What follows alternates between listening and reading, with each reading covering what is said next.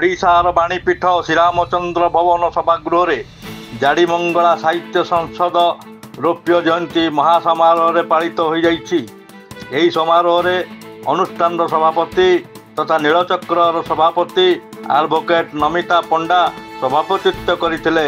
प्रारंभ में साधारण संपादक कृष्णचंद्र प्रधान स्वागत भाषण दे 25 वर्षर इतिहास पाठ करते।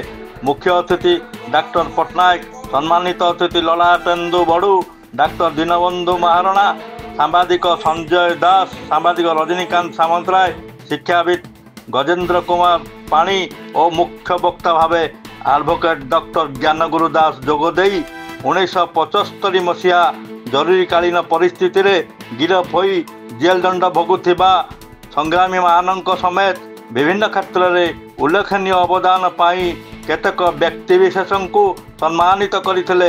अनंत नृत्य संगीत अनुष्ठान पक्षरु शिक्षयित्री स्वागतिका बेहरा निर्देशन अनुष्ठान शिल्पी मान द्वारा चित्ताकर्षक नृत्य परिवेशित होइथिला। सर्वशेष समाजसेवी कुलू मल्लिक धन्यवाद अर्पण करथिले। कार्यक्रम को अनुष्ठान कर्मकर्ता माने परिचालना करथिले। प्रदीप्त कुमार दास को रिपोर्ट वितर्क न्यूज।